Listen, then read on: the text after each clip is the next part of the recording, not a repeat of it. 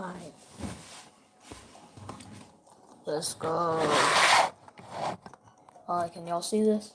Alright.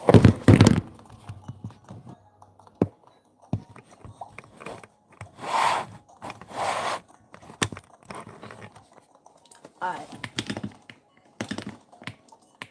Let's play some matches right now. Evo's down, but Cruise Revolver. Let's check out this new update. It's in the Daily Soul Rifle. Ooh. What's in here?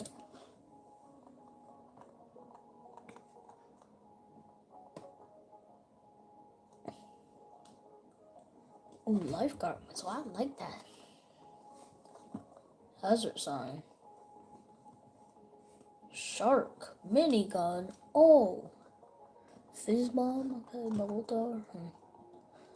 Bubble shorty. I like that.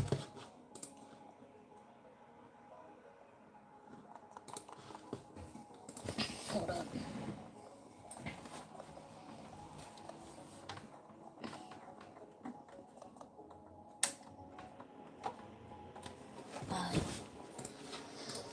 This palm scythe, it's tough.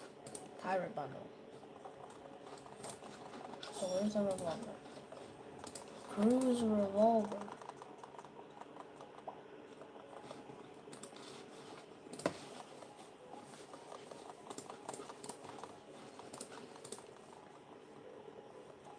I don't see no cruise revolver. Let's start playing some matches.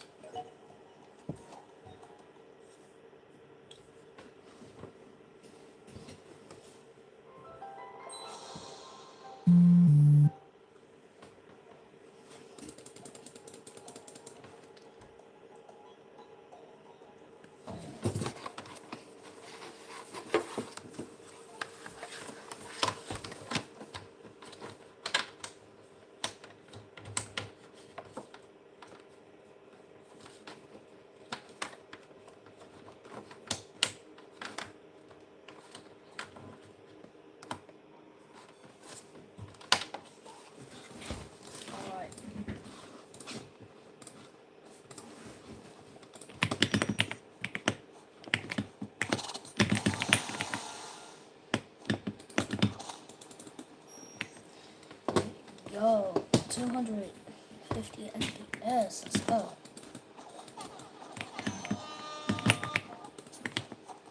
I hope you average that. The lowest FPS usually I get is like 120. I mean, the lowest I can really get on this beast is 100.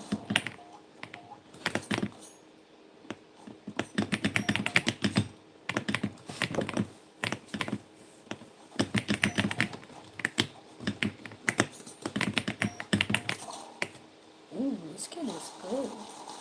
Especially for a mobile player. Let's lock in.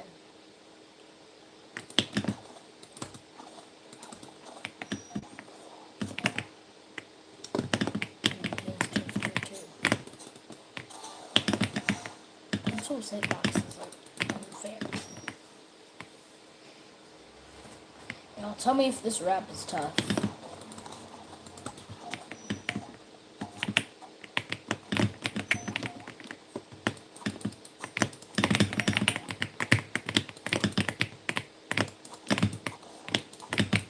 Pillar sliding isn't too good.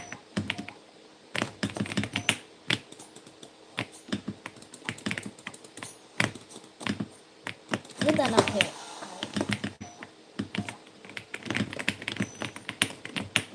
And it, well, no, nah.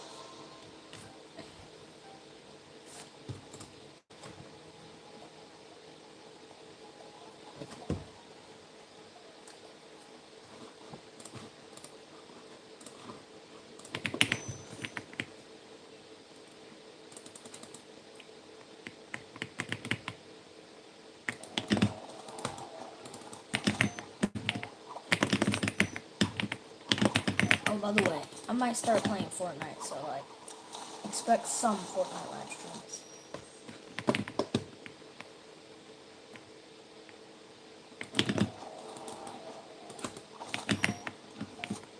But I'm gonna really stick with Roblox.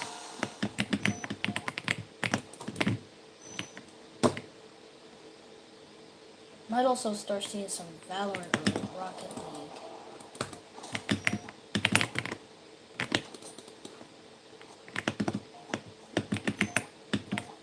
Why are you shooting your bow at me?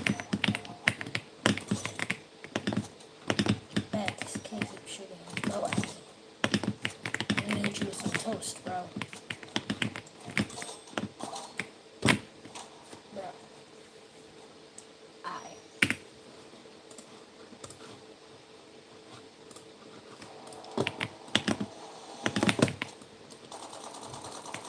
Oh my god, I missed all my shots.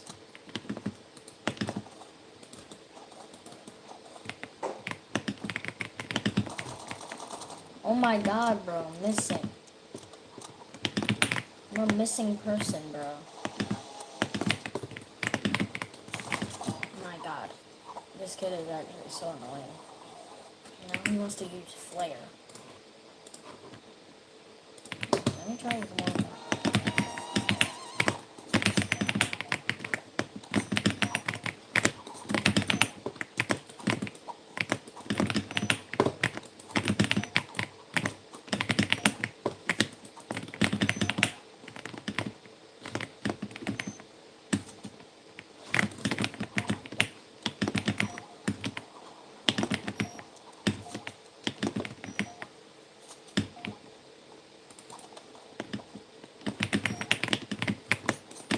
I wish flare gun was never invented. I wish flare gun was never invented.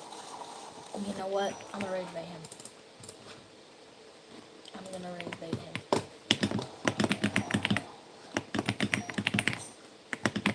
I'm gonna put out all the flares he places. This is rather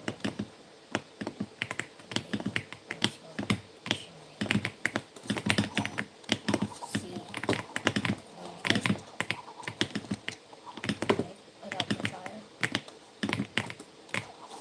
Put out that fire.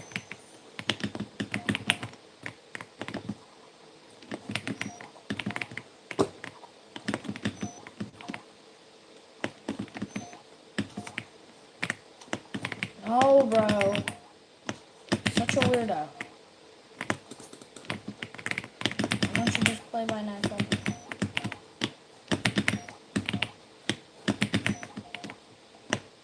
Why do you not just play normal, bro? Like, stop being a little bow spammer. Like, you really suck at the game.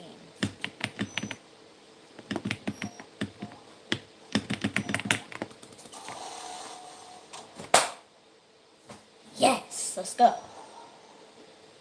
Oh no, see up, oh no, oh no. Alright, as soon as he places a flare. No way.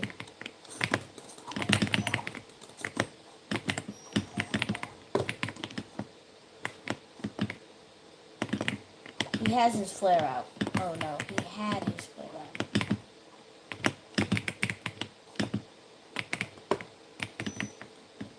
Trying to shoot a bow at me. Yeah, he's missing all his bows and arrows. He must have auto shoot somewhat.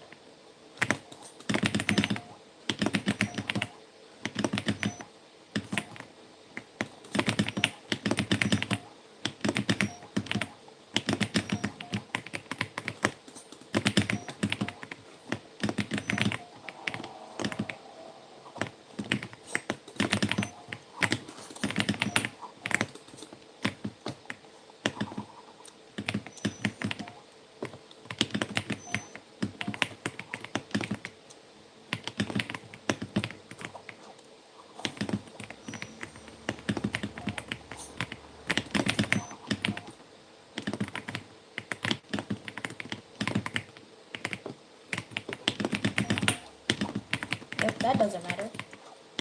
Just throw a smoke grenade on him.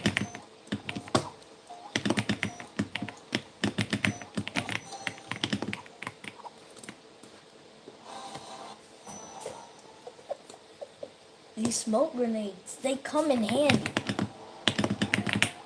Like, I used to think smoke grenades are useless. Then I remembered, wait a minute. A smoke grenade can put out the flamethrower. What else could it put out? See? So, I'll check it out. I think these actually stop the... I forgot! Wait, if I ever get burned, I can just throw it. Okay, I get it. I understand this. I have a better understanding of the smoke grenade technique.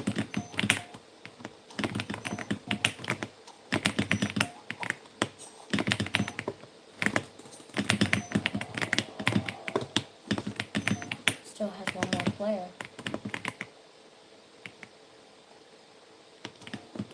Dude, such a weirdo.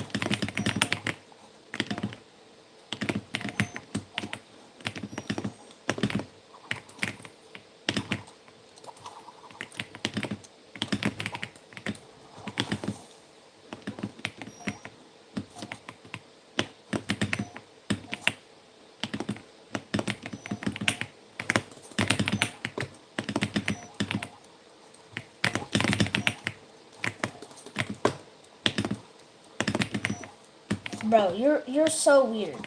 Such a weirdo. I hate weirdos like this kid, bro.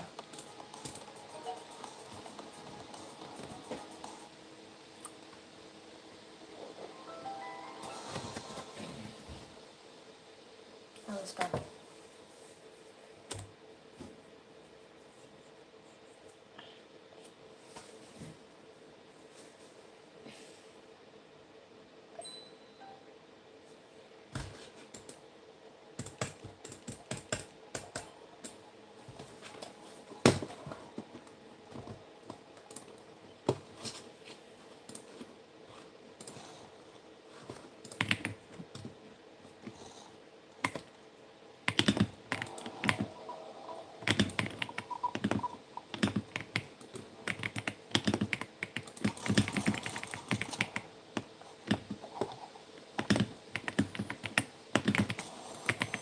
God.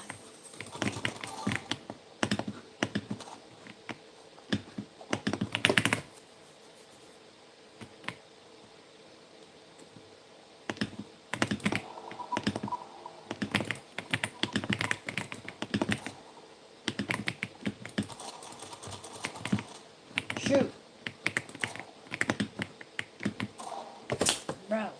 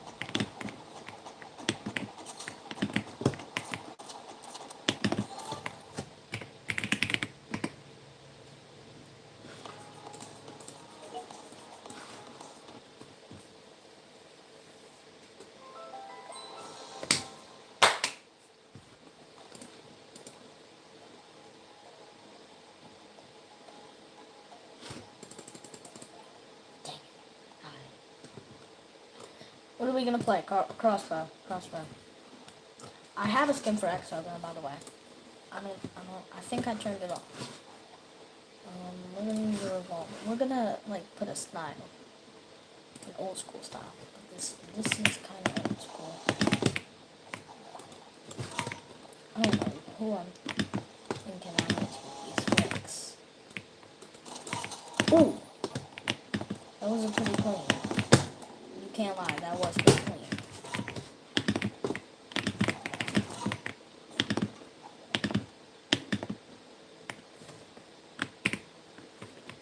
Oh yeah, I'm gonna start screen recording.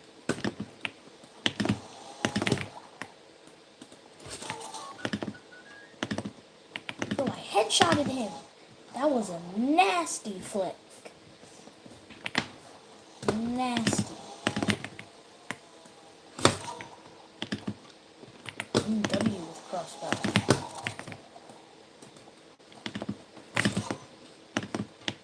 I think the reason I'm so good at crossbow is because instead of snipers, you can actually like see.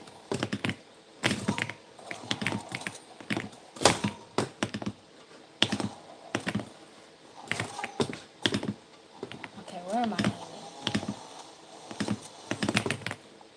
I'm trying to get some clips.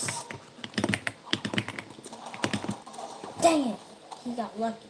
Ooh, that is kind of over the top sniper's game, but it's alright. Poland servers? I don't know anything about Poland servers. I was trying to predict him. How? Okay, let me try to use sniper.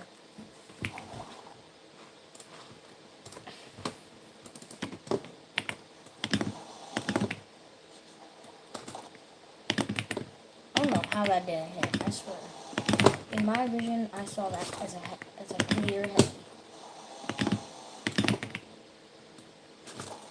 I don't know who I'm trying to no-scope with Event Horizon. Who do I think I am? How did that hit? Okay, you didn't even scope. Oh, he did scope. I hate auto shooters.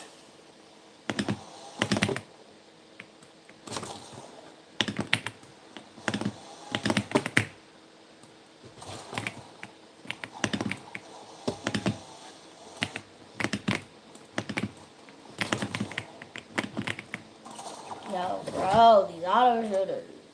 Damn.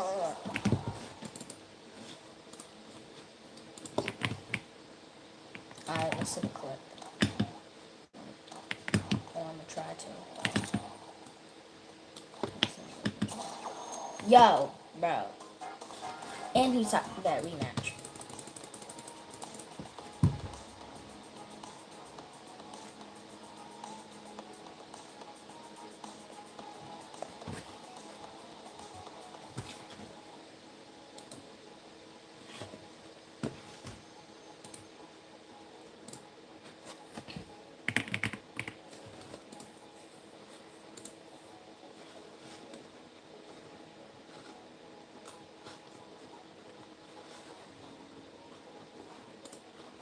What is this?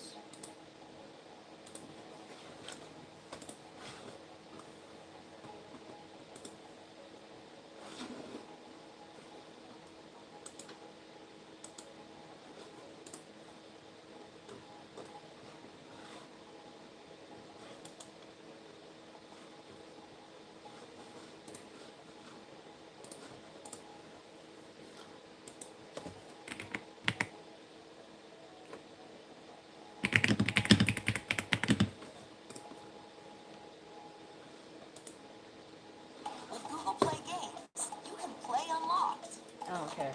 Unlock rewards.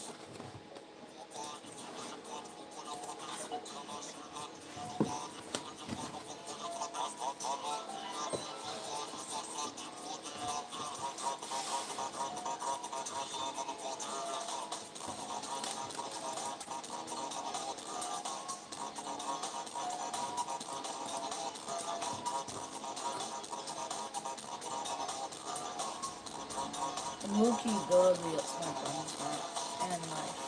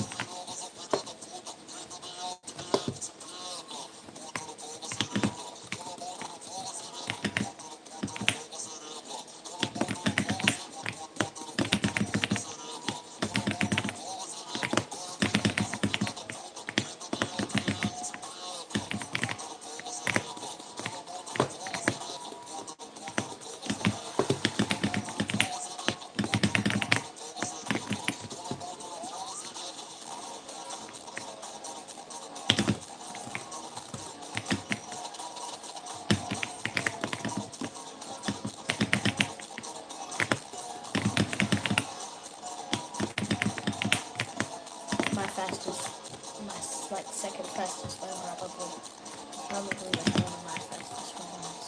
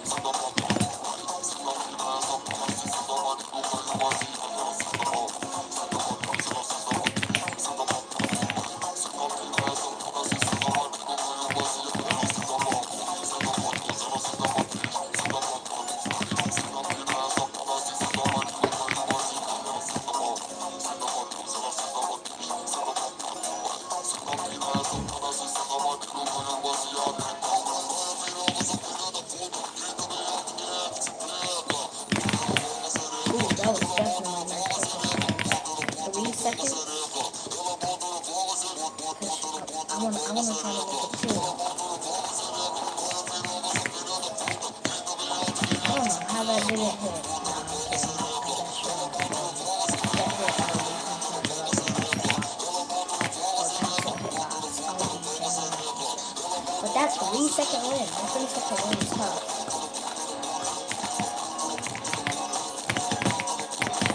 Thank you guys.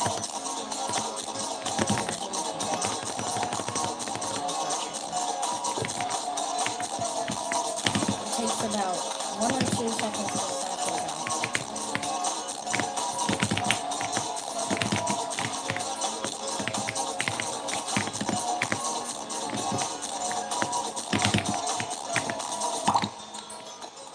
How did he have 2?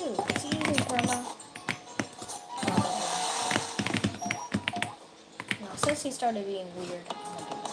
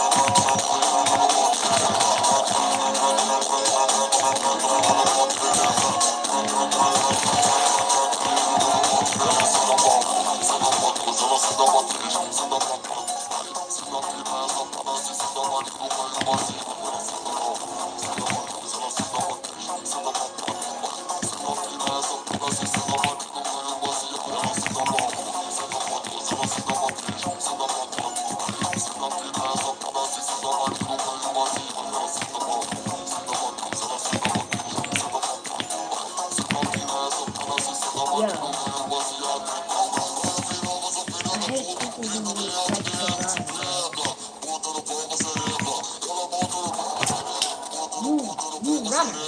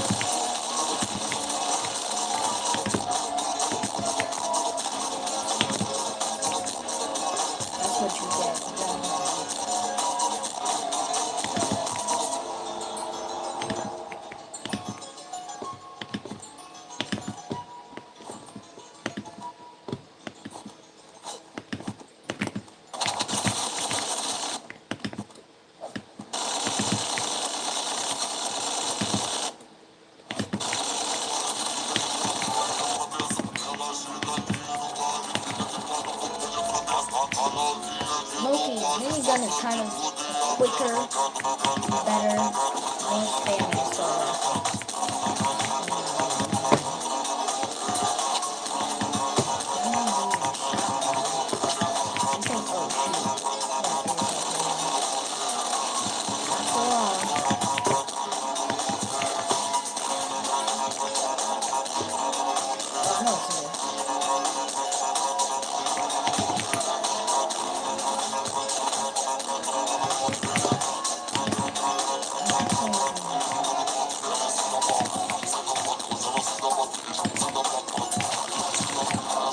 you got lucky.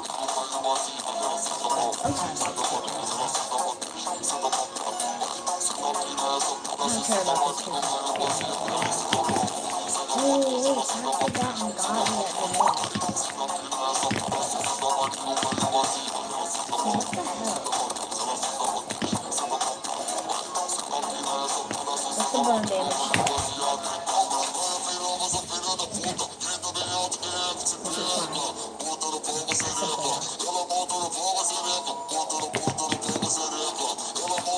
That's okay.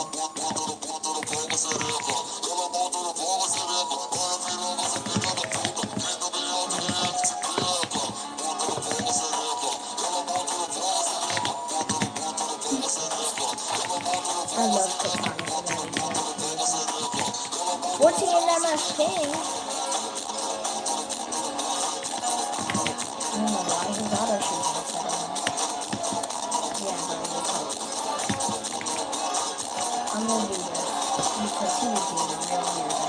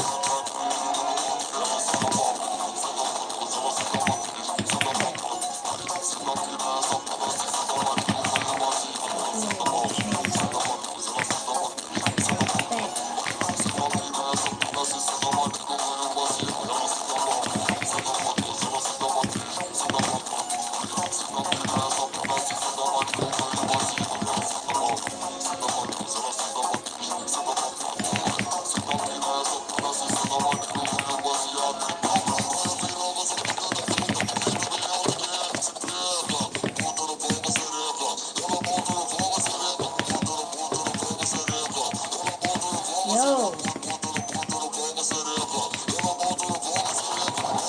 Oh my god, what's up?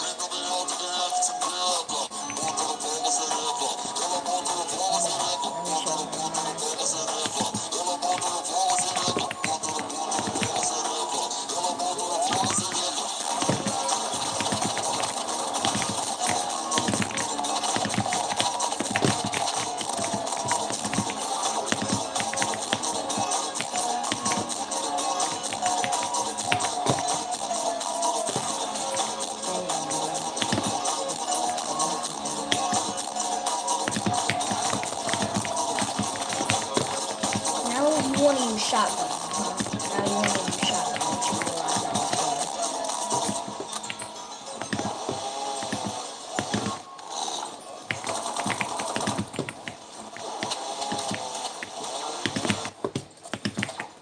good. I'm missing X. Oh my god.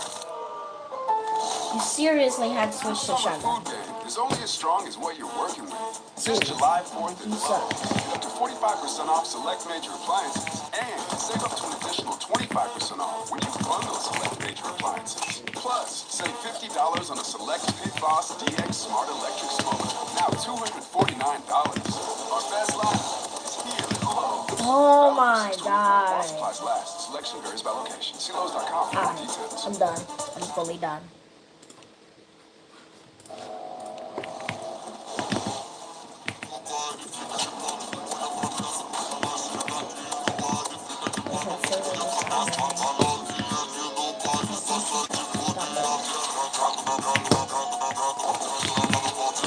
I burned her a little.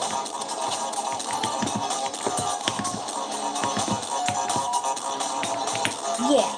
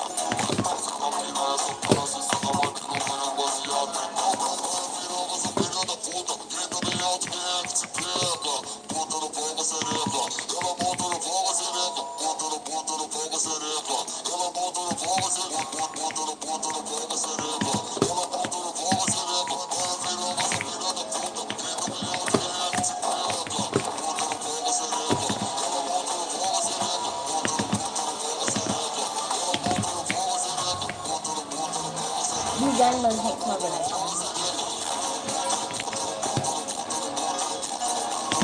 I don't think that's an end damage.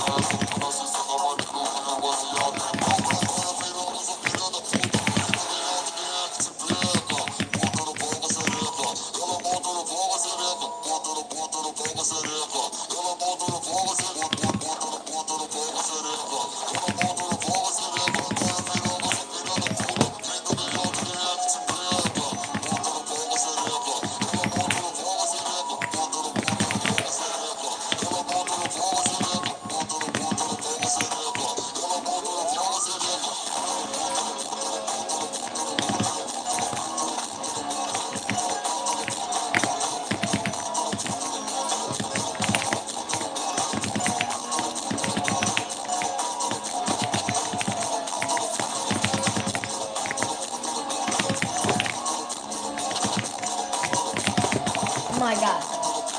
See, every time. I don't even care anymore. Then focus these comebacks. We're gonna take a different route.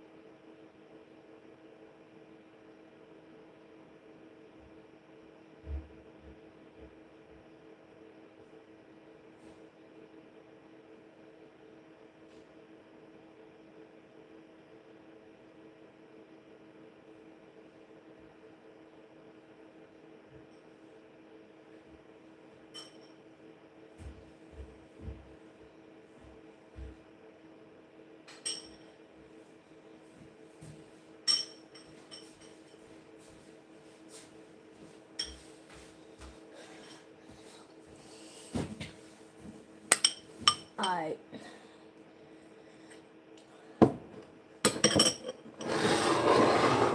don't know if y'all can hear.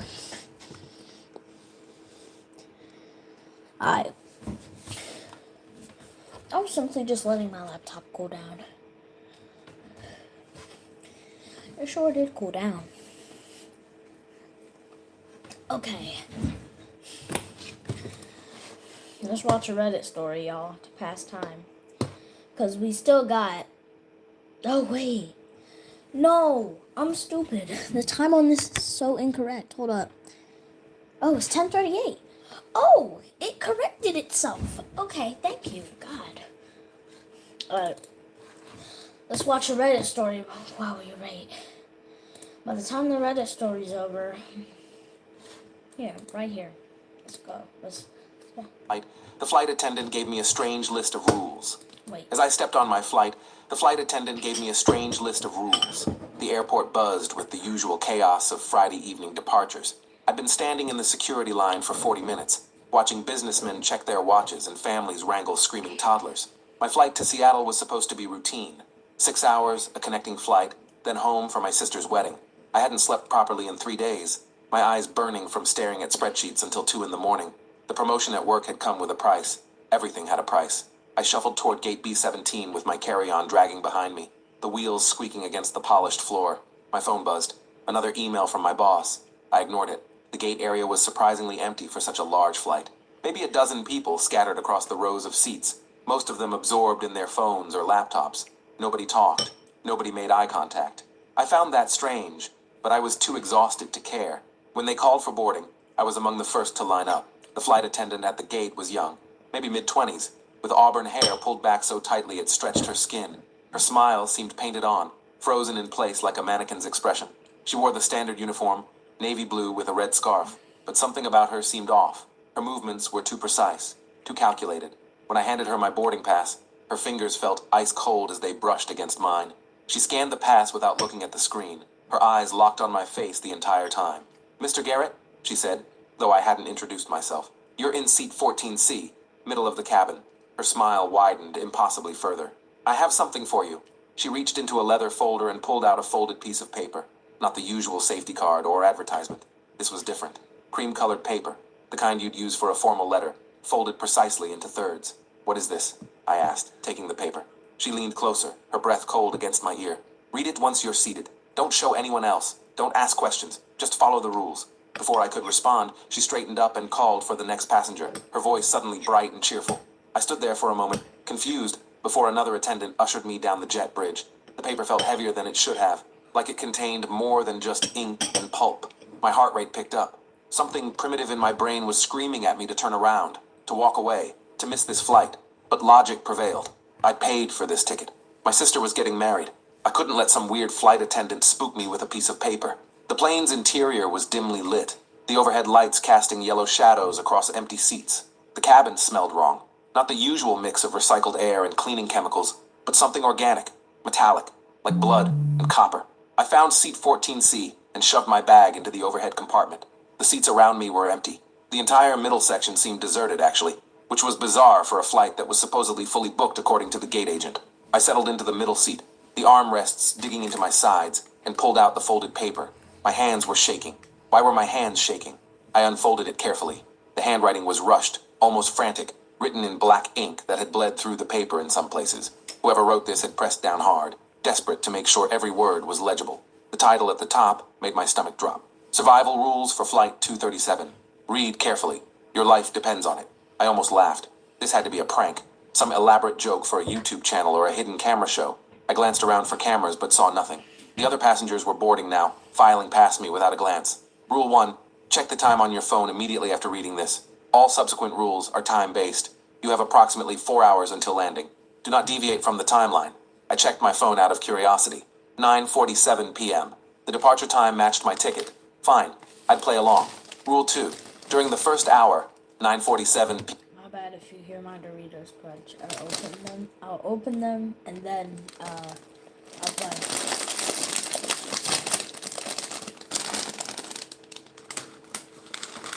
p.m. to 10:47 p.m. Do not speak to anyone. If someone tries to engage you in conversation, ignore them completely. Do not make eye contact. Do not acknowledge their presence. If you speak during this hour, they will know you're human. I felt my pulse quicken. They will know you're human? What kind of prank was this? I continued reading, my eyes scanning faster now. Rule 3. During the second hour, 10:47 p.m. to 11:47 p.m., you may speak if necessary. But if anyone mentions the window or asks you to look outside, refuse. Do not look out the window under any circumstances during this hour. What you see will break your mind. Rule 4. If you hear a baby crying anywhere in the cabin, immediately go to the nearest bathroom and lock yourself inside. Count to 100. Do not come out until the crying stops, no matter what sounds you hear. Do not open the door for anyone, even if they claim to be crew. The baby is not real. Rule 5. If your entertainment screen goes black and begins showing your reflection, look away immediately. Do not stare at it. Do not try to interact with it. Your reflection will start moving independently after 17 seconds. If you watch it for more than 30 seconds, it will crawl out. Rule 6. During the third hour, 11:47 p.m. to 12:47 a.m., the captain will make an announcement. Listen carefully and follow the instructions exactly as stated. Do not interpret. Do not improvise. The captain is the only crew member who is still human. Rule 7.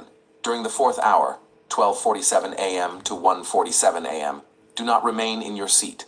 Find somewhere else to be. The overhead compartments are safe. The galley area at the back is safe. Your seat is not. Rule 8. After the fourth hour, if you have survived, you will need to evade the passenger. You will recognize the passenger when you see them. They will be wearing your face. Do not let them touch you. Do not let them speak your name 3 times. If they do, you become them, and they become you. Rule 9. When the captain announces landing, immediately move to the emergency exit door over the wing, door 3L. Do not wait for others. Do not help anyone. Open the door as soon as the announcement ends. You will see a black void outside. Jump into it without hesitation. This is the only way to truly land. Rule 10. If you fail to follow any of these rules, you will land with everyone else. You will walk off the plane. You will go home. You will live your life, but you will not be you anymore. They will be wearing your skin, living your life, and you will be trapped inside, screaming forever, watching through eyes that no longer belong to you. Good luck. Signed, the previous passenger of seat 14C. I read the list 3 times, my hands trembling so badly the paper rattled. This was insane. Completely insane. But something about the handwriting, the desperate way the words had been carved into the paper, made my chest tighten with fear. A man suddenly appeared next to me, standing in the aisle. I hadn't heard him approach. He was tall, maybe 6'2", wearing a gray business suit that looked expensive but ill-fitting, like he'd borrowed it from someone else's body. His face was average, forgettable, the kind of face you'd struggle to describe 5 minutes after seeing it. Brown hair, maybe? Blue eyes? No, brown. Wait, were they green? I couldn't focus. Excuse me, he said, his voice flat and emotionless. I believe you're in my seat. I glanced at my boarding pass, then at the seat number above, 14C. No, this is my seat, I said, then immediately regretted it. Rule 2. Don't speak during the first hour. I checked my phone. 9:51 p.m., 4 minutes into the first hour, and I'd already broken the first rule. The man's face remained expressionless, but something shifted in his eyes, a flicker of recognition, of satisfaction. He smiled, and when he did, I saw that his teeth were too white, too perfect, too numerous. Humans have 32 teeth. This man had at least 40. My mistake, he said, his voice now carrying a strange harmonic quality, like 2 people speaking in unison. I must have misread my ticket. He moved past me to seat 14D, his body moving in a way that seemed wrong, too fluid, too smooth, like he had no joints, no bones, just something liquid inside a human-shaped bag. I pressed myself against the back of my seat, trying to create as much distance as possible. He settled into his seat without looking at me, pulling out a laptop from a briefcase I hadn't noticed before. The laptop was normal, or appeared to be, but when he opened it, I caught a glimpse of the screen. It displayed a single image, a photograph of me. Not just any photograph. It was me from this morning. I recognized the shirt I'd been wearing, the coffee shop in the background. I'd stopped at a Starbucks on my way to the airport. Who had taken this photo? How did this man have it? My heart hammered against my ribs. I wanted to say something, to demand answers. But Rule 2 echoed in my mind. Do not speak during the first hour. If you speak, they will know you're human. The man began typing on his laptop, his fingers moving across the keyboard in patterns that made no sense. The keys themselves were wrong. Instead of letters and numbers, they were marked with symbols I'd never seen before.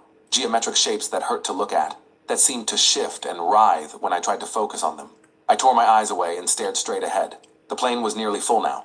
Passengers filled almost every seat, yet the cabin remained eerily quiet. No conversations, no rustling of bags, no crying children, just silence. broken only by the occasional footstep and the hum of the ventilation system. A flight attendant walked past, the same woman from the gate. She glanced at me, her painted smile still frozen in place, and winked. The gesture was wrong, too exaggerated, her eyelids staying closed for a full 3 seconds before snapping back open. I gripped the armrests and tried to slow my breathing. This was just anxiety, lack of sleep, stress from work. I was hallucinating, creating patterns where none existed. The paper in my lap was probably just some elaborate prank by the airline, a Halloween promotion or something. It was October, after all. People did weird things in October. The captain's voice crackled over the intercom. "Good evening, ladies and gentlemen. This is Captain Reynolds. We'll be departing shortly for Seattle with an estimated flight time of 5 hours and 43 minutes. Weather looks clear. Sit back, relax, and enjoy your flight." The voice sounded normal, human. That was good. Rule 6 said the captain was the only crew member who was still human. Still human. The implication made my skin crawl. The plane began to move, backing away from the gate. I'd flown dozens of times before, but this time felt different. The taxi to the runway seemed to take forever, the plane crawling along the tarmac like it was reluctant to take off. Through the window across the aisle, I could see the airport lights. Other planes lined up, everything normal, everything fine. Then we turned onto the runway, and the engines roared to life. The acceleration pushed me back into my seat as we hurtled down the runway, faster and faster, until that moment of weightlessness when the wheels left the ground and we were airborne. My stomach lurched, not from the motion, but from the certainty that I'd just made a terrible mistake. I should have gotten off this plane. I should have listened to my instincts. The man next to me closed his laptop and turned to face me. His neck rotated a full 180 degrees, his body still facing forward while his head faced me completely. "You read the rules," he said. It wasn't a question. I didn't respond. Couldn't respond. My throat had closed up completely. Rule 2, don't speak. Don't acknowledge them. His smile widened further, stretching beyond the boundaries of his face, his lips reaching almost to his ears. "That's good. You're a fast learner." Yeah? Yeah?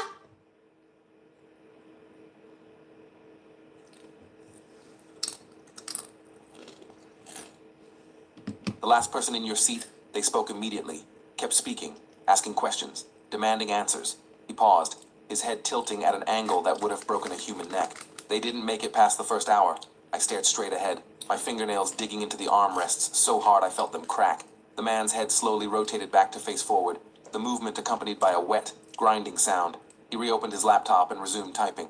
I checked my phone. 10:03 p.m. 44 minutes left in the first hour. I could do this. I just had to stay quiet, follow the rules, and everything would be fine. But what if the rules themselves were part of the trap? What if following them was exactly what they wanted? A woman across the aisle caught my eye. She was maybe 60, gray hair cut short, wearing a floral dress that looked decades old. She was staring at me with an intensity that made my skin prickle. When our eyes met, she smiled and waved. I looked away quickly. Don't acknowledge them. Don't make eye contact. But in my peripheral vision, I could see her still watching me, her head perfectly still, her hand frozen mid-wave. Minutes crawled by. The cabin remained silent, except for the drone of the engines. I tried to distract myself by reading the safety card in the seat pocket, but the illustrations were wrong. The figures depicted weren't quite human. Their proportions were off, their limbs too long, their heads too large. One illustration showed the emergency exit procedure, and the figure opening the door was clearly screaming, their mouth drawn as a black circle that took up half their face. I shoved the card back into the pocket. My phone showed 10:19 p.m., 28 minutes left. The man next to me suddenly spoke again, his voice now coming from directly behind me, even though he hadn't moved. "Do you know why they gave you the rules?" I bit my tongue, fighting the urge to respond. "It's not mercy," the voice continued, now coming from above me, from the overhead compartment. "It's entertainment. They want to see if you can follow simple instructions. Most can't. The fear makes them irrational, makes them break the rules." I squeezed my eyes shut. This wasn't real. None of this was real. "The record is 12 minutes, the voice said, now coming from my own mouth somehow, speaking with my voice even though my jaw was clenched shut. "A businessman, corporate type like you. He made it 12 minutes before he started screaming. Then we all knew, and we were so hungry." The voice stopped. When I opened my eyes, the man was sitting normally again, typing on his laptop, apparently ignoring me. But on his screen, I could see the image had changed. Now it showed me sitting in my seat, eyes wide with terror. The image was live. I was watching myself on his screen in real time. He was recording me, but I didn't see a camera anywhere. I checked my phone with shaking hands. 10:31 p.m., 16 minutes left. I could make it. I had to make it. A flight attendant appeared in the aisle, pushing a beverage cart. She was different from the one at the gate. This one was older, maybe 50, with bleached blonde hair and too much makeup. Her smile was just as wrong, though. Too wide, too constant. She stopped next to my row. "Would you like something to drink?" she asked, her voice sickeningly sweet. I shook my head without making eye contact. "Are you sure? You look thirsty. Your throat must be so dry. Don't you want to speak? Don't you want to ask me what's happening?" I kept shaking my head, staring at the seat in front of me. The flight attendant leaned closer, her breath smelling like formaldehyde and rotting flowers. "Just one word. That's all it takes. Just say water and I'll give you a drink. Just say help and I'll save you." My throat was actually dry now, my tongue feeling like sandpaper, but I pressed my lips together and refused to open them. The flight attendant straightened up, her smile finally fading. "Shame," she said, moving the cart forward. "I always enjoy the ones who talk." She continued down the aisle, offering drinks to other passengers. I noticed that nobody else was refusing. They all spoke to her, ordered drinks, engaged in brief conversations. Did that mean they weren't human? Or was I the only one who'd received the rules? I checked my phone again. 10:44 p.m. 3 minutes left. Almost through the first hour. I'd made it. I'd actually made it. The relief that washed over me was so intense I almost started crying. But then the baby started screaming. The sound came from somewhere behind me, a high-pitched wail that set my teeth on edge. But something about the cry was wrong. It was too loud, too perfect, like a recording played at maximum volume. Rule 4 flashed through my mind. If you hear a baby crying, immediately go to the nearest bathroom and lock yourself inside. Count to 100. Don't come out until the crying stops. I unbuckled my seatbelt and stood up, my legs shaking. The bathroom was at the front of the cabin, about 6 rows ahead. The crying intensified as I moved, following me, getting closer even though I was walking away from the source. Other passengers turned to look at me, all of them. In perfect synchronization, every head in the cabin rotated to track my movement. Their faces were blank, empty, like masks with nothing behind them. I reached the bathroom and grabbed the handle. Locked. Someone was inside. The crying was right behind me now, so close I could feel hot breath on my neck. I pounded on the bathroom door, forgetting the rules, forgetting everything except the desperate need to get away from that sound. The door opened.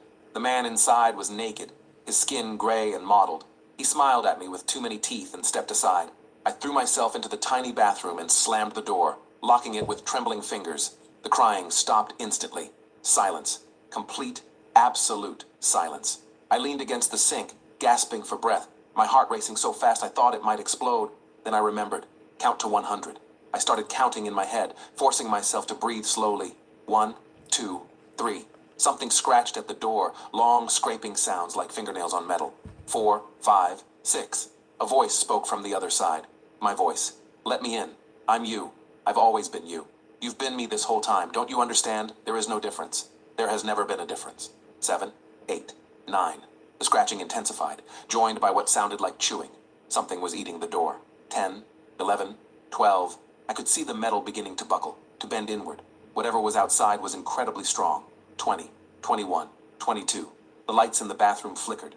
In the mirror, my reflection moved independently, its mouth opening and closing, speaking words I couldn't hear. I looked away, remembering Rule 5. Don't stare at your reflection. 30, 31, 32. The door suddenly stopped moving. The scratching ceased. Everything went quiet again. I kept counting, not daring to stop. 50, 51, 52. My phone buzzed in my pocket. I pulled it out, breaking my count, and saw the time. 10:47 p.m. Exactly. A text message appeared from an unknown number. "First hour complete. You may exit the bathroom. Second hour has begun. Remember Rule 3. I unlocked the door and peered out cautiously. The cabin looked normal. Passengers were reading, sleeping, watching their entertainment screens. The flight attendants were nowhere to be seen. I made my way back to my seat, avoiding eye contact with everyone. The man in 14D was gone. His laptop was gone. The seat looked like it had never been occupied. I sat down and buckled my seatbelt, my hands still shaking. I'd survived the first hour, but 3 more remained, each with its own dangers, its own rules to follow. Of me, but I caught a glimpse, just a fraction of a second, but it was enough. Outside the window wasn't sky, wasn't clouds. It was eyes, thousands of eyes, millions of them, stretching infinitely in all directions, all of them open, all of them staring in at us. The image burned into my brain. I squeezed my eyes shut, but I could still see them, still feel them watching. The older man started laughing. It began as a normal laugh, but quickly transformed into something else, a high-pitched keening that wasn't remotely human.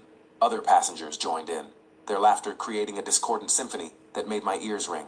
I covered my ears and hunched forward, trying to block out the sound. It went on for what felt like hours, but was probably only minutes. When it finally stopped, I looked up cautiously. The man across the aisle was back in his seat. The window shade closed again. Everything appeared normal, but I knew I'd never forget what I'd seen. Never forget that we were flying through an ocean of watching eyes. My phone showed 11:03 p.m. 44 minutes left. I could make it. I had to make it. A flight attendant approached, the same one from earlier with the bleached blonde hair. She was pushing the beverage cart again, but this time I noticed something. The cart was full of drinks, but they were all the same. Identical glasses filled with dark red liquid that was too thick to be wine. "Would you like a drink?" she asked, stopping next to me. "No, thank you," I said, keeping my voice steady. "Are you sure? It's complimentary. Everyone gets one eventually." "I'm sure." She leaned down, bringing her face close to mine. "Do you know what it is? Do you know what we're serving?" I didn't respond. "It's condensed memory," she whispered. "Every thought you've ever had, every experience, every feeling, all compressed into liquid form. One sip, and you remember everything. Every version of yourself, every life you've lived, every reality you've existed in simultaneously." She straightened up. "But you're not ready for that yet, are you? You still think this is your first flight?" Before I could process that statement, she moved on down the aisle. My mind was reeling. Every life I've lived, every reality, what did that mean? I checked my phone obsessively now, watching the minutes crawl by. 11:17 p.m., 30 minutes left.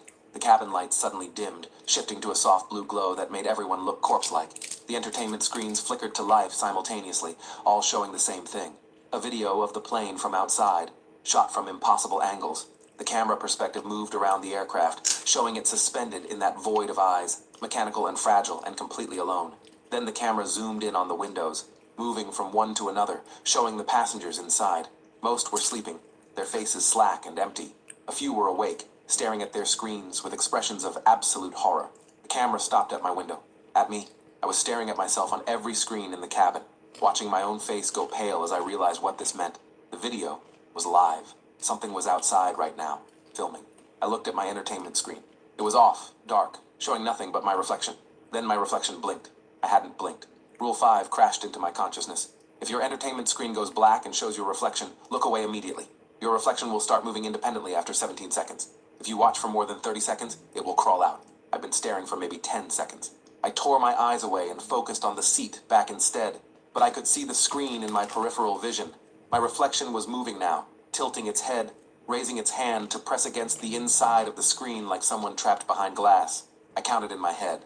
19, 20, 21. A crackling sound came from the screen, like ice breaking. 25, 26, 27. I could see fingers beginning to push through the screen, the surface bulging outward like stretched membrane. 29, 30. I grabbed my phone and held it up, using the camera to check the screen without looking directly at it. The reflection was halfway out, its torso emerging from the screen, arms reaching forward. But at exactly 30 seconds, it froze. Then, like a video played in reverse, it was sucked back into the screen, which went completely dark. I let out a breath I hadn't realized I was holding. Another rule followed successfully, but my nerves were shredded. How many more tests could I pass before I slipped up? I checked the time. 11:34 p.m., 13 minutes until the third hour. My body ached from tension. My throat was raw from holding back screams. I wanted nothing more than to curl up and close my eyes, to pretend this wasn't happening. But I couldn't. The moment I let my guard down would be the moment they got me. A child appeared in the aisle. A little girl, maybe 7 years old, wearing a white dress covered in red stains. She walked slowly down the aisle, her feet making no sound against the carpet. When she reached my row, she stopped and looked directly at me. "Are you my daddy?" she asked, her voice sweet and innocent. "No," I said firmly. "Will you help me find my daddy?" "No." Her face crumpled, tears rolling down her cheeks. "Please, I'm scared. I can't find him anywhere. Everyone here is wrong. Everyone here is pretending, but you're real.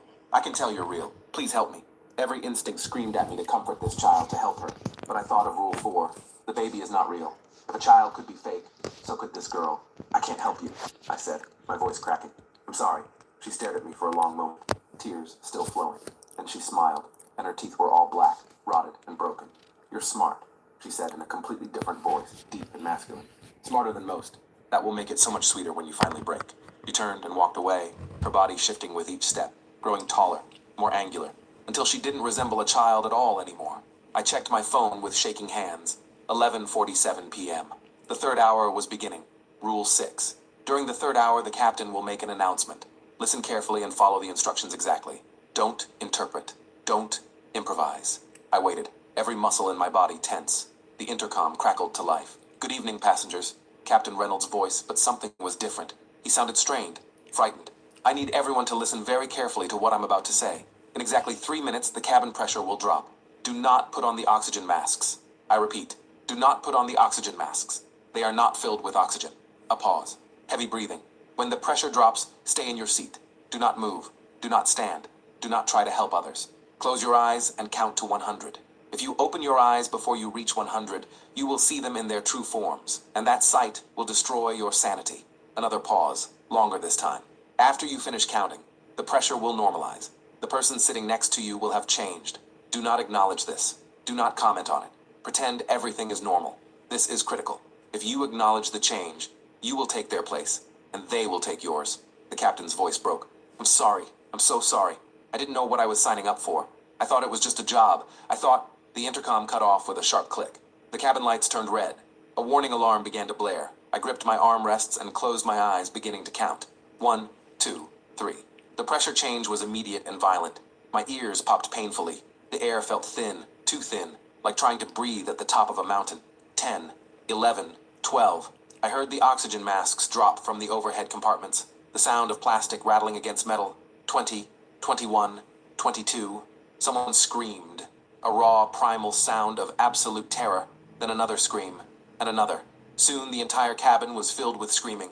30, 31, 32. The screaming changed. It wasn't just fear anymore. It was pain, agony, the sound of people experiencing something beyond human comprehension. 40, 41, 42. Something heavy fell in the aisle next to me. I heard wet, tearing sounds, chewing. 50, 51, 52. The screaming stopped abruptly, replaced by a sound that was worse. Whispering.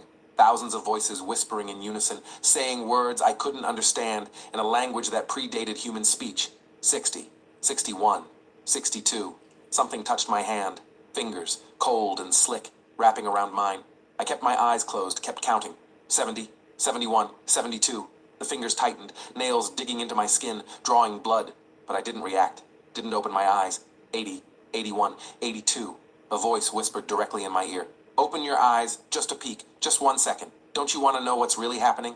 90, 91, 92. We can end this. We can let you go. All you have to do is look, just look. 98, 99, 100. I opened my eyes. The cabin was normal. Passengers in their seats. No blood, no bodies, no chaos. But the man sitting next to me in 14D was different. He was older now, maybe 60, with white hair and weathered skin. He wore different clothes, a polo shirt and khakis. He smiled at me pleasantly. Hell of a flight, huh? He said. I forced myself to smile back. Yeah, quite a ride. Name's Walter, from Michigan, heading to Seattle for my grandson's graduation. I nodded, not trusting myself to speak more than necessary. Walter was different from the thing that had been sitting there before. He seemed genuinely human. But the captain had warned us. The person next to you will have changed. Don't acknowledge it. I checked my phone. 11:52 p.m. 55 minutes left in the third hour, then the fourth hour. The rule for the fourth hour flashed through my mind. Do not remain in your seat. Find somewhere else to be. The overhead compartments are safe. The galley at the back is safe. Your seat is not. Walter pulled out a book and started reading. A Tom Clancy novel, dog-eared and worn. He seemed completely oblivious to everything that had happened. Was he real? Or was this another test? I decided it didn't matter. I couldn't trust anyone on this plane. The flight attendant with the bleached blonde hair walked past again. She looked different too. Younger somehow. Her skin smoother. Her movements more fluid. She caught my eye and winked. Not the prolonged, wrong wink from before. This was quick, natural, almost flirtatious. But I knew better than to trust appearances. The cabin had returned to its previous state of quiet normalcy. Passengers read, slept, watched their screens. Everything seemed fine, but I knew what lurked beneath the surface. I'd seen glimpses of the truth, heard the screams, felt the cold fingers on my hand. This was a thin veneer over something ancient and hungry. My phone showed 12:14 a.m. The third hour was more than halfway done. So far, I'd followed the captain's instructions perfectly. I hadn't acknowledged Walter's change. I'd kept my eyes closed during the pressure drop. I was still alive, still myself, but the fourth hour loomed ahead, and with it, a new danger. I needed to plan. Where would I go when the fourth hour started? The overhead compartments seemed impossible. How could I fit in there? But the rule had said they were safe, so I had to trust it. The galley at the back was a better option.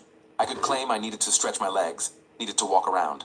Flight attendants did it all the time. Nobody would question it. I glanced at Walter. He was engrossed in his book, occasionally turning a page. Everything about him seemed normal. Too normal. Excuse me, he said suddenly, making me jump. Do you have the time? My watch stopped working. I checked my phone. 12:23. Thanks. This has been the longest flight of my life. Feels like we've been in the air for days. He laughed, but there was something hollow about it. I know what you mean, I said carefully. Walter leaned closer, lowering his voice. Between you and me, I think something's wrong with this plane. The crew is acting strange. And did you notice during that pressure drop? The oxygen masks that fell were empty. Just empty plastic shells. I felt ice in my veins. He'd noticed. He was aware. I didn't notice. I lied. Maybe you're just tired. Long flights can make you imagine things. Walter studied my face for a long moment. Maybe, he said finally, returning to his book. But I could see his hands shaking slightly as he held the pages. He was terrified. And unlike the others, his fear seemed genuine. I checked my phone again. 12:39 a.m. 8 minutes until the 4th hour. I needed to move soon. Find somewhere safe. I unbuckled my seatbelt and stood up, my legs stiff from sitting. Bathroom, I muttered to Walter, though he didn't ask. I walked down the aisle toward the back of the plane, my heart pounding. Other passengers watched me pass. Their eyes followed my movement with predatory interest. The galley area was at the very back, past the rear bathrooms. 2 flight attendants stood there, preparing what looked like meal trays. They looked up as I approached. "Can I help you?" one asked. She was young, Asian, with short black hair and a nameplate that read, "Kenji." "Just needed to stretch my legs," I said. "Long flight." "Of course, but you should return to your seat. We'll be serving meals soon." I checked my phone. 12:46 a.m. 1 minute until the 4th hour. "Actually, I'm feeling a bit airsick. Would it be okay if I stood here for a few minutes, just until my stomach settles?" The 2 attendants exchanged glances. Something passed between them, an unspoken communication. "I suppose that would be fine," Kenji said slowly. "But stay out of the way." I positioned myself in the corner of the galley, trying to appear casual. The attendants returned to their work, occasionally glancing at me with expressions I couldn't read. My phone showed 12:47 a.m. The 4th hour had begun. I was safe here, according to the rules. But for how long? What was going to happen to my seat? What would happen to Walter? Suddenly, a sound echoed through the cabin. A scream, high-pitched and terrified, coming from somewhere in the middle section, right where I'd been sitting. The attendants didn't react. They continued preparing trays as if nothing had happened. The scream cut off abruptly, replaced by a wet, crunching sound that made my stomach turn. More sounds followed, breaking, tearing, the unmistakable noise of something being consumed. I pressed myself against the wall, trying to make myself as small as possible. Through the galley curtain, I could see into the cabin. Passengers were turning in their seats, looking toward the source of the sound. But their expressions were wrong. They weren't horrified or concerned. They were excited, hungry. One by one, they unbuckled their seatbelts and stood up. Dozens of them, all moving in perfect synchronization. They filed into the aisles and began walking toward the middle section, toward row 14, toward my empty seat. I watched in horror as they crowded around it. I couldn't see what they were doing, but I could hear it. Slurping, chewing, satisfied moans. They were feeding on something, or someone. Walter, the man who'd taken the place of the creature that had been sitting next to me. The man who'd seemed so human, so real. They were eating him, and it was my fault. If I'd stayed in my seat, it would have been me. The rules had saved me, but at what cost? The feeding frenzy lasted maybe 5 minutes. When the passengers finally dispersed, returning to their seats, the area around row 14 was spotless. No blood, no remains. No evidence that anything had happened. It was as if Walter had never existed. I felt sick, dizzy. The attendants in the galley were watching me now, their faces expressionless. "You knew," I said, my voice barely a whisper. "You knew what would happen." "We know many things," Kenji said, "but knowledge without action is meaningless. You acted. You followed the rules. That's all that matters." "What was he?" I asked. The man sitting next to me, Walter, the other attendant, an older woman with gray hair, smiled. "He was a choice, a sacrifice. Every seat needs a body. If you leave your seat during the 4th hour, something must take your place. Walter took your place, and now he's served his purpose. He was real," I said, anger replacing fear. "He was a person." "Was he?" Kenji tilted her head. "Or was he just what you needed him to be?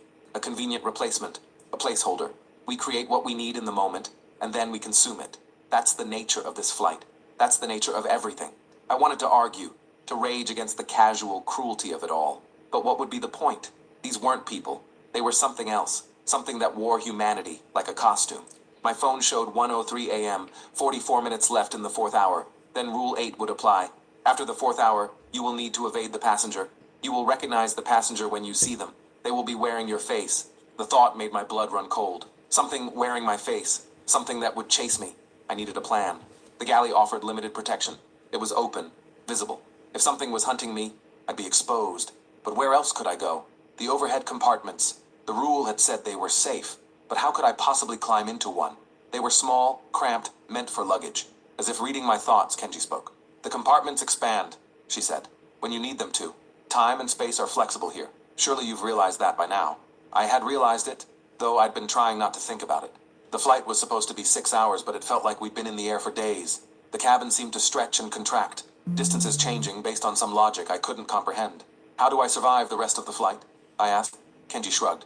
Follow the rules. That's all anyone can do. The rules exist for a reason. They're the only thing keeping you tethered to yourself. And if I fail, then you land with everyone else. You walk off the plane. You go home. But it won't be you anymore. You'll be one of us, wearing your skin, living your life, and the real you will be trapped inside, screaming forever. The same warning from the rules. Eternal imprisonment in my own body. I couldn't let that happen. I checked my phone. 1:18 a.m. 29 minutes left. I noticed something strange. Other passengers had started leaving their seats. Not all at once, but gradually. One here, two there. They walked to the bathrooms, stood in the aisles, gathered in small groups. They were moving, restless, like animals before a storm.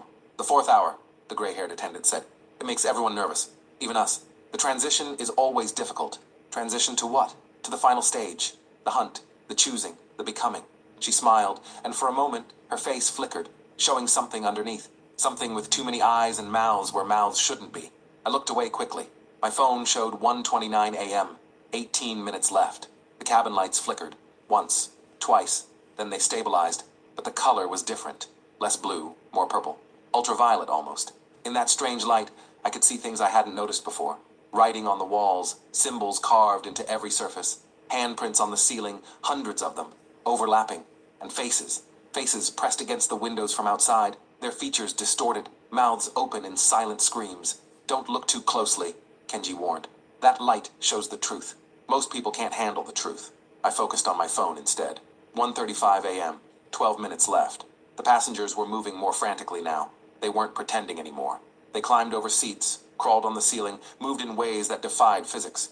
Their bodies bent and twisted, bones cracking and reforming. And they were all looking at me. All of them. Every single passenger and crew member was fixated on my position in the galley. They knew what was coming. They were anticipating it. One of them, a businessman in a gray suit, walked toward the galley. His gait was wrong, jerky, like he was being puppeteered. Soon, he said as he passed. Very soon now. We're all so excited. It's been 3 flights since we had a runner. Most people just give up. But you're different. You're going to run. You're going to try. That makes it fun. He continued to the bathroom and went inside. I heard retching sounds, but also laughter. Manic, delighted laughter. My phone showed 1:42 a.m., 5 minutes left. I could feel the change coming. The air pressure was building, making my ears pop. The temperature was dropping rapidly. I could see my breath misting in front of my face. The attendants in the galley had stopped pretending to work. They stood perfectly still, watching me with anticipation. Get ready, Kenji said. When the 4th hour ends, run. Don't stop. Don't look back. Find the compartment. Hide. Wait for the landing announcement. How will I know which compartment? You'll know. Your instincts will guide you. The part of you that still remembers what you were before you became this will remember. Before I became this? What did that mean? I didn't have time to ask. My phone showed 1:46 a.m., 1 minute left. The cabin went completely silent. Every sound ceased. The engine noise, the air circulation, everything. In that silence, I could hear my own heartbeat, thundering in my ears. 1:47 a.m. The 4th hour was over, and then I heard it. My own voice, coming from somewhere in the cabin. Where are you? I know you're here. I can smell you. I can taste your fear. I looked through the galley curtain and saw it. Myself, walking down the aisle, looking exactly like me. Same clothes, same hair, same everything. But the movements were off. Too smooth, too precise. And the eyes. When the light caught them, they reflected like an animal's eyes, glowing with an internal fire. There you are, it said, those glowing eyes locking onto mine. I've been waiting for you. We're going to have so much fun. It smiled with my face, and I ran. I burst out of the galley and sprinted toward the front of the plane, my feet pounding against the carpet. Behind me, I heard laughter. My own laughter, echoed and distorted. The other passengers reached for me as I ran past, their hands grabbing at my clothes, my hair. I dodged and weaved, my body moving on pure adrenaline. An overhead compartment ahead of me suddenly popped open. Without thinking, I leaped up and grabbed the edge, pulling myself inside. The space expanded as Kenji had promised, growing large enough to accommodate my body.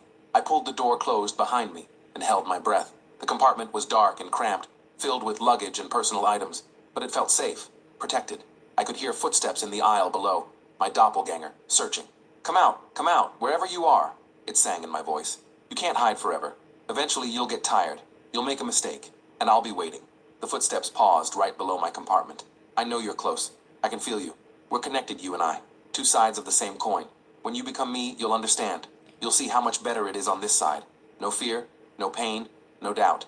Just existence. Pure, eternal existence. The footsteps moved on. I waited, counting seconds in my head.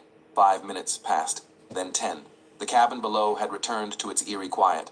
I risked opening the compartment door a crack and peered out. The passengers had returned to their seats.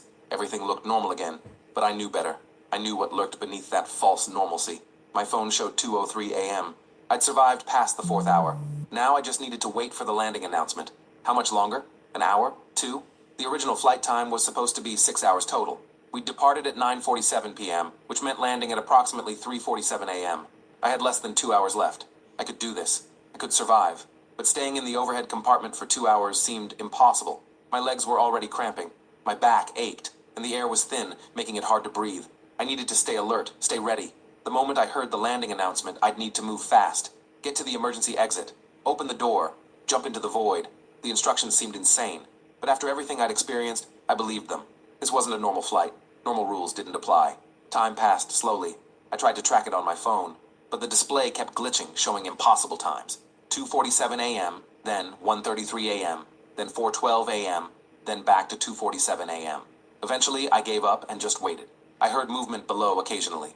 Passengers walking to the bathroom. Flight attendants pushing carts. Normal sounds. But I knew they were waiting. Waiting for me to emerge.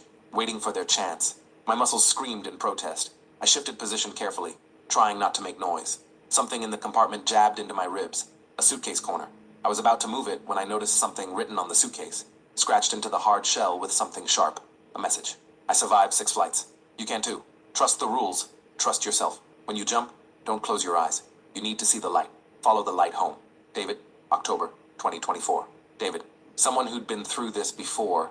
Someone who'd survived not just 1 flight, but 6. That meant escape was possible. I could make it. The message gave me hope, but also raised questions. 6 flights? Did that mean once you got on this plane, you were trapped in some kind of loop? Would I have to keep flying? Keep surviving? Until eventually I failed? The intercom suddenly crackled to life, making me jump.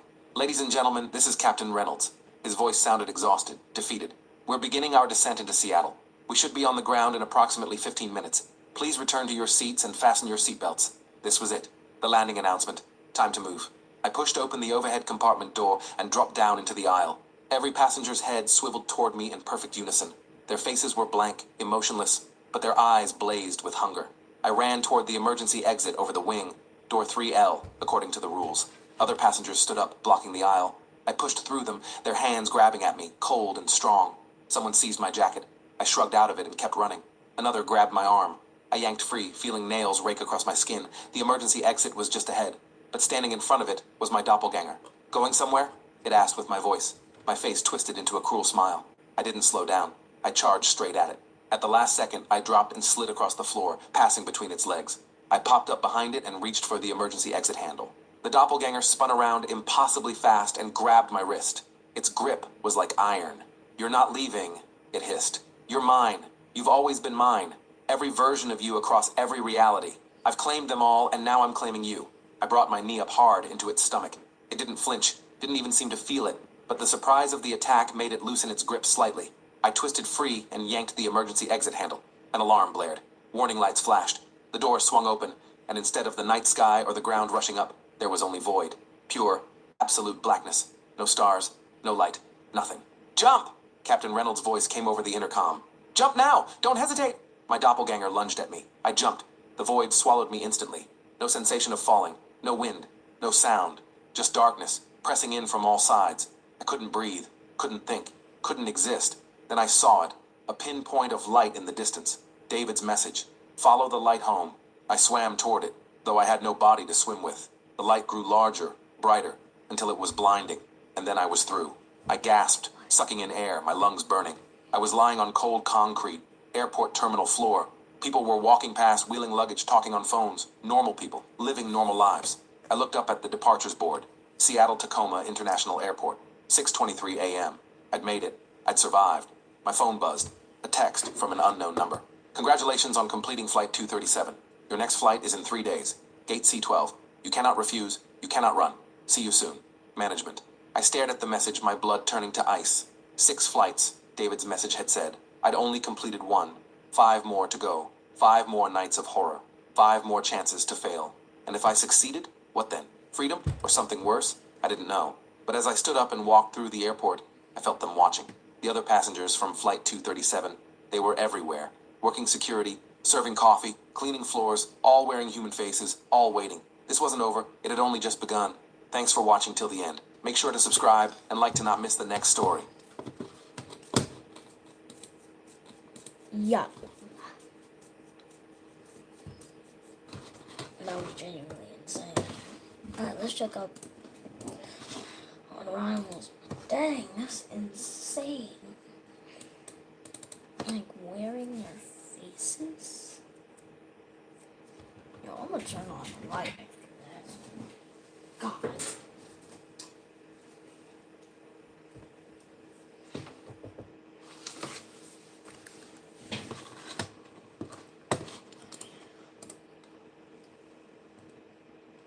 Still 0 people alive.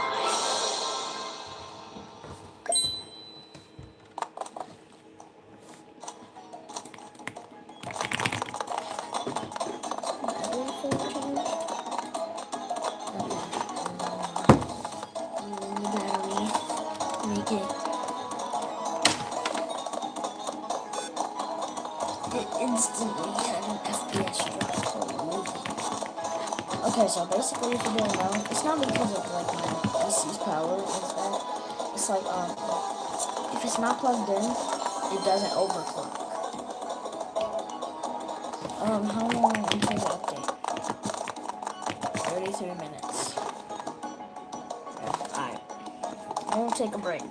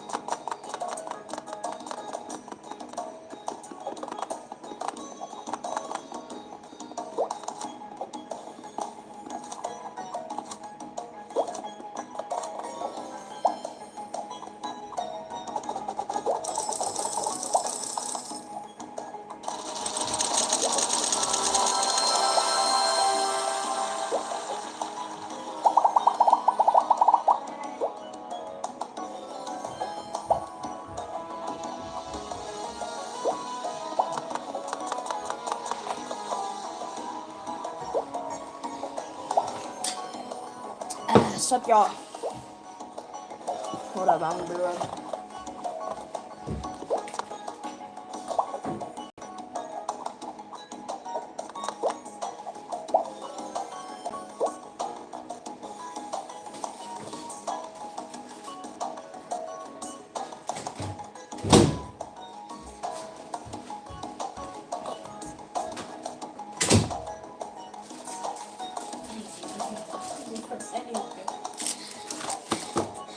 Not bad if that Reddit story traumatized you.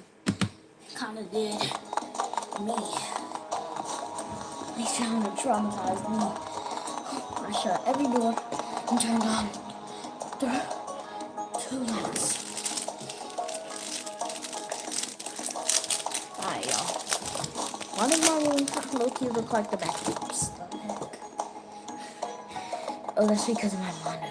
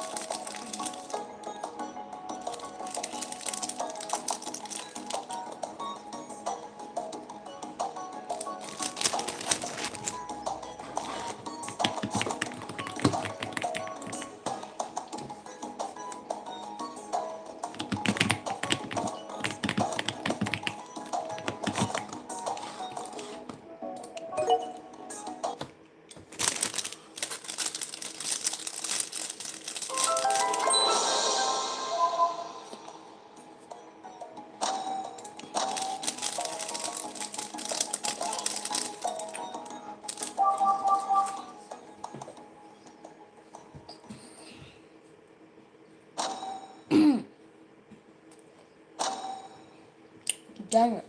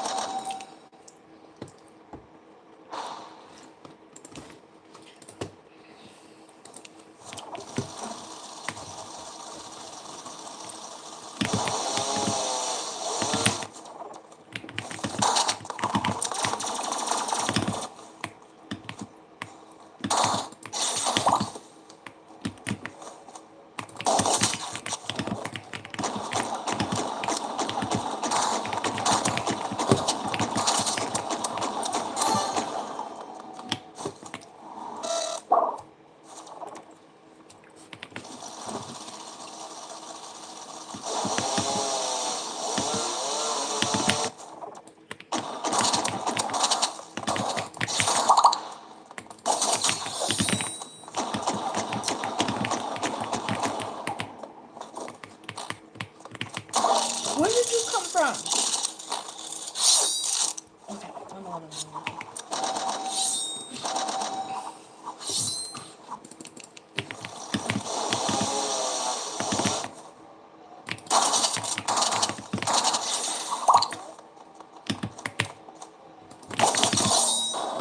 See, what the heck?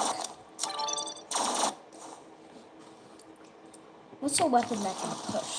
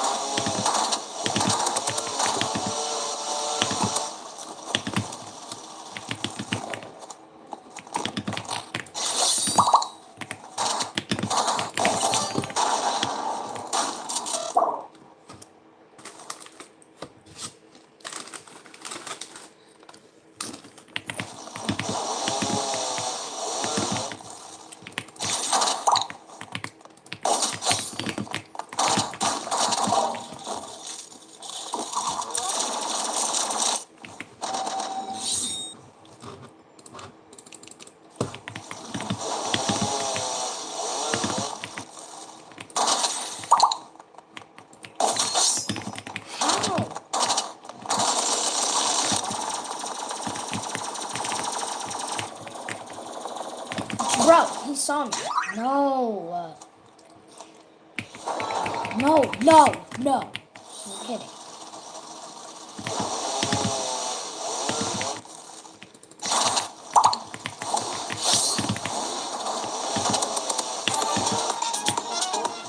Regime change, bro.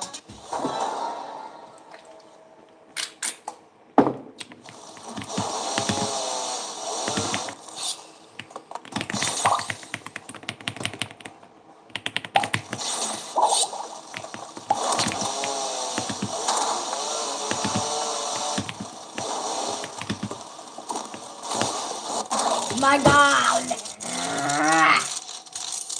At least he's not toxic.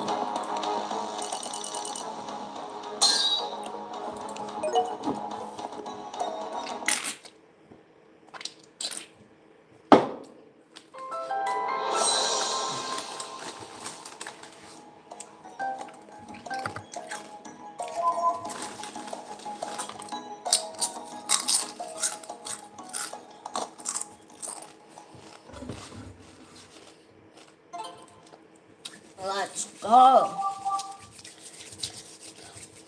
Best map there, honestly. Why is everyone suddenly banning Clentor?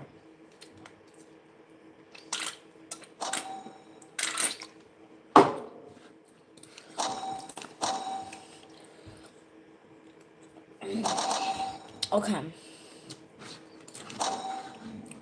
I'm sorry if you guys don't like that I'm using this loadout. I'm only using this loadout because I'm not a high gold rank.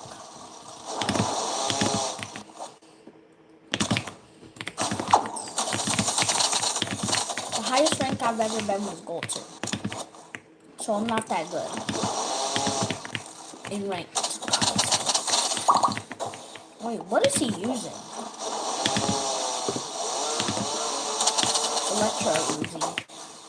Electro Uzi.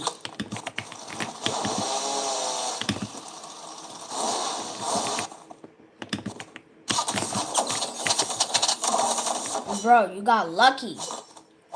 He has glass wrap, bro. He's a freaking sweat.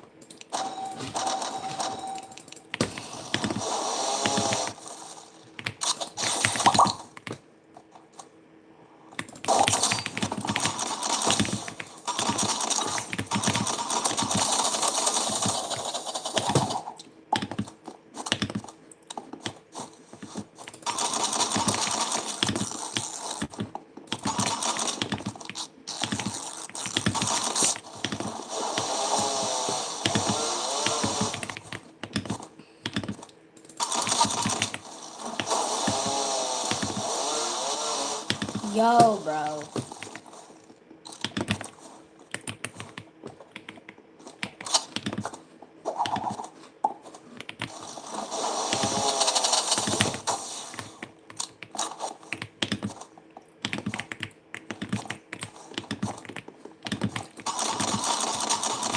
Yo, I'm missing.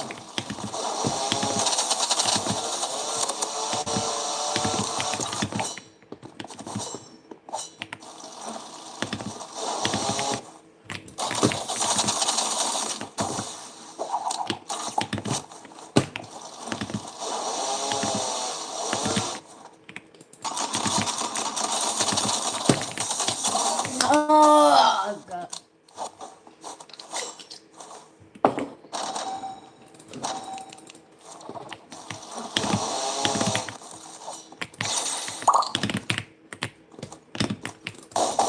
No, bro.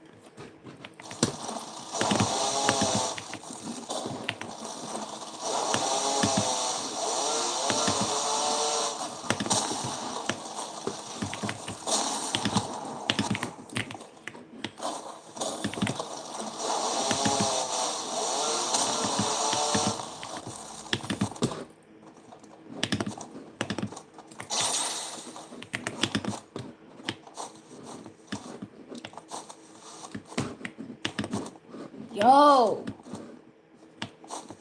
No. We are not lagging right now.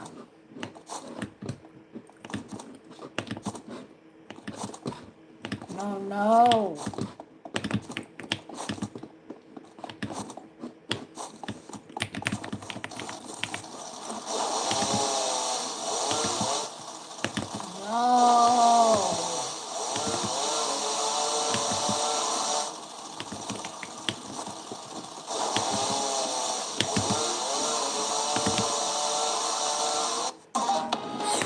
I lagged!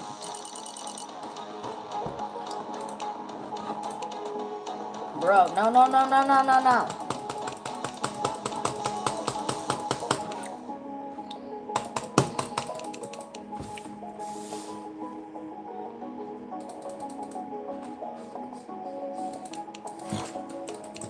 I'm not playing this game. No! Dang it.